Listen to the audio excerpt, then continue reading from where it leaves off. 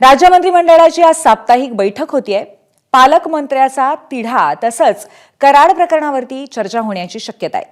मंत्रिमंडळ कोणते निर्णय घेणार याची उत्सुकता आहे। आज दुपारी 12 वाजता मंत्रिमंडळाची साप्ताहिक बैठक होईल आणि यामध्ये बीड प्रकरण, वाल्मिक कराड तसंच पालकमंत्रीपद अशा मुद्द्यांवरती चर्चा होण्याची शक्यता आहे। तसंच मंत्रिमंडळाचे नवीन निर्णय, ओबीसी आरक्षण आणि स्थानिक स्वराज्य संस्था निवडणूक प्रकरणी आज सर्वोच्च न्यायालयामध्ये सुनावणी होणार आहे।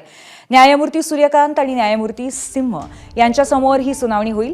सुनावणीमध्ये स्थानिक स्वराज्य संस्थांच्या निवडणुकांच्या दृष्टीने तोडगा निघण्याची शक्यता आहे। त्यामुळे महापालिका निवडणुकांचा मार्ग मोकळा होणार का हे पाहणं महत्त्वाचं ठरेल। दरम्यान आजच्या सुनावणी संदर्भात ठाकरे गटाचे खासदार संजय राऊतांनी काय प्रतिक्रिया दिली आहे पाहूया।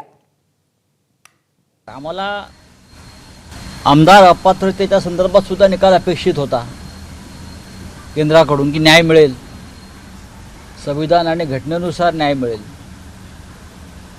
आमदार ज्यांनी पक्षांतर केलं आहे ते अपात्र ठरतील, बेकायदेशीर घटनाबाह्य सरकारला सुप्रीम कोर्ट दणका देईल। पण अपेक्षा या देशामध्ये न्यायाच्या बाबतीत ठेवता येत नाही।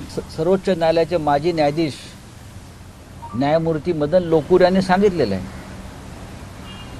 या देशाचं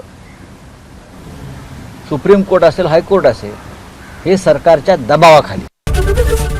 एबीपी माझा, उघडा डोळे बघा नीट।